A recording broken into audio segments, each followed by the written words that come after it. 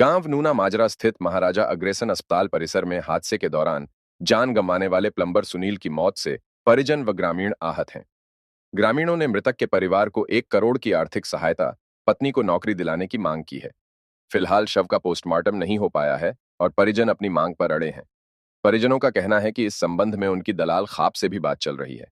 जब तक मैनेजमेंट मांगों का आश्वासन नहीं देता, तब तक शव नहीं लेंगे। हादसा सोमवार की दोपहर को हुआ था।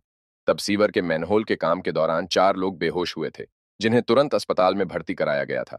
इनमें 3 सफाई कर्मी और एक प्लम्बर शामिल था। प्लम्बर सुनील को दिल्ली स्थित अग्रसेन अस्पताल में भर्ती कराया गया था। बुधवार को उसने इलाज के दौरान अंतिम सांस ली। उसकी मौत की सूचना मिलते ही परिजनों में रोष पनप गया। मृतक की पत्नी मीनू की शिकायत पर इस संबंध में प्रबंधन के 8 लोगों के खिलाफ केस दर्ज हो सका है। शव दिल्ली से बहादुरगढ़ के नागरिक अस्पताल में लाया जा चुका है। बुधवार को पोस्टमार्टम नहीं हो पाया तो वीरवार को भी ग्रामीण अड़े हुए थे। ग्रामीण प्रदीप दलाल, जय वीरेंद्र आदि ने कहा कि सुनील का काम प्लम्बर का था, लेकिन उसे सीवर में उतार दिया गया। बिना सेफ्टी के कर्मचारी सीवर में उतारे गए, जिस कारण हादसा हो गया। सुनील के घर में कमाने वाला कोई और नहीं है, इसलिए उसके परिवार को 1 करोड़ की आर्थिक सहायता और उसकी पत्नी को नौकरी दी जाए। प्रदीप दलाल।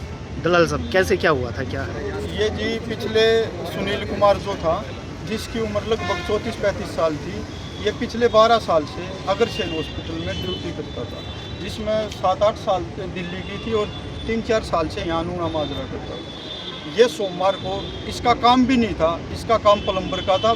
बाहर की जो फिटिंग होती पाइप की, ये नीचे टैंक में उतारे गए 2-3 बंदे बिना किसी सेफ्टी प्रोडक्ट के।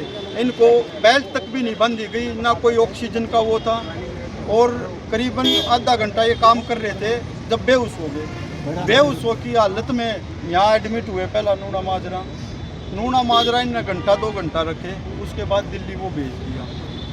नूना माजरा से दिल्ली गया, बेहोशी की हालत में ही गया था और वहाँ 2 दिन बेहोशी गया, और कल 11 बजे डॉक्टरों ने उसे मृत घोषित कर दिया। ना तो इस 2-3 दिन के अंदर अस्पताल से किसी का कोई फोन फान कुछ भी नहीं आया।